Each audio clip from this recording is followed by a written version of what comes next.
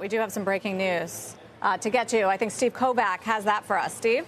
Sarah, yeah, Microsoft has actually won the case against the FTC. This was for the FTC was seeking that preliminary injunction, blocking the deal. The judge has denied that preliminary injunction, meaning Microsoft, at least, will likely try to go forward here in the U.S. to buy Activision for $69 billion.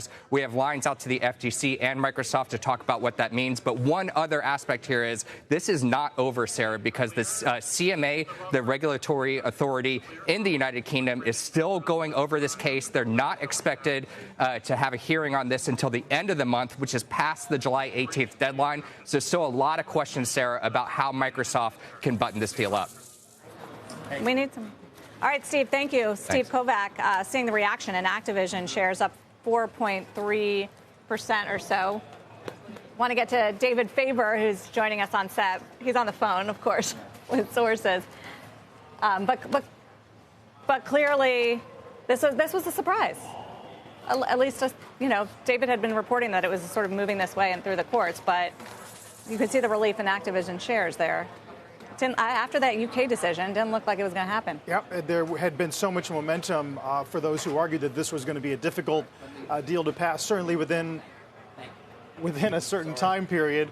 Steve Kovac gave us the basics, David. Tell us what we need to know. Well, listen, we have said from the very outset that it was a tough case for the FTC to prove, and they did not seem to have done it in court. Certainly when you listen to the testimony of the witnesses, read the transcripts, of course. I wasn't in the court itself, but I did have a number of people who were there.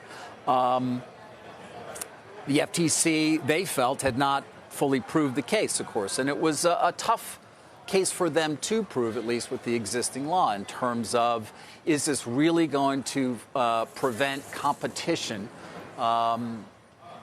for those who own the hardware, so to speak, and will they control the games that they develop themselves and not allow them to be used on other platforms?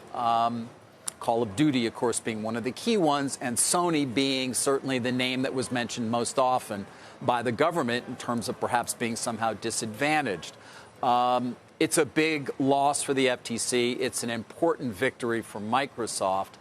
And, of course, a question that we have now continues to be the ability of this company somehow, as it goes back to the UK, where we've remained focused all along, as we've said, that has been considered the major impediment, given you've already had the competition committee, the CMA in that country, saying no to this deal. That is being appealed to a tribunal.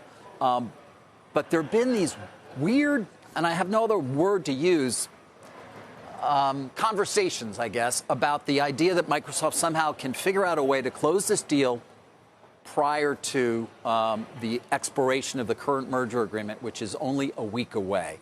How that would occur is very much unclear to me. It's something, obviously, you got to make more calls on. Now that we have clarity on the FTC losing this case, it will put a lot more focus on that CMA process, Carl, and the hearing that is supposed to take place, where they are going to try to argue the procedures that the CMA followed were faulty, which would have the effect, if they actually got agreement from the tribunal, of sending it back to the CMA. It's remarkable, especially when we know that the initial window for close was, we thought, long at the time. Little did we know how much time they would need to get this thing over the finish line. The other thing is avenues for appeal on the part of the FTC. Yeah. Still exist? They do. It seems hard to imagine. Again, I haven't read the opinion. So, we rushed on here, obviously, with this news that they would not grant the injunction to stop the deal. But I want to read the opinion. I want to get a lot of people's who are even more studied in this stuff than I am to sort of weigh in. But, I think that's not expected, and that's not going to stop Microsoft from closing the deal, because, of course, they can. If, in fact, they do figure out a way to deal somehow with the UK, or perhaps, again, then they won't close around the CMA, so they're going to have to extend their merger agreement, which, of course, requires a renegotiation with Activision, which is going to argue that it deserves more money because its business is in a better place than it was when this deal was announced back in December of 21. That remains a key question as well. So any number of moving parts, including, of course, what continues to be the opposition of the UK and the ability of Microsoft to how they navigate that. I wonder if it has bigger ramifications, too, beyond Activision and Microsoft. The FTC now. For a lot of companies want to challenge them now, right? We've talked about this a lot on our first hour, Sarah, with Jim.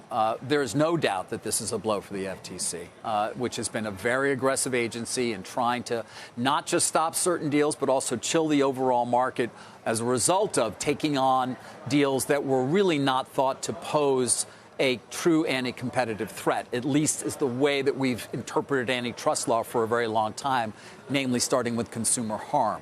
And so this will be a key question. Horizon. Horizon, Amgen, and this one, of course, being two of the key ones, the largest ones that we think of. We'll still see about Pfizer, Seagen, which may well get a second request, even though they refiled.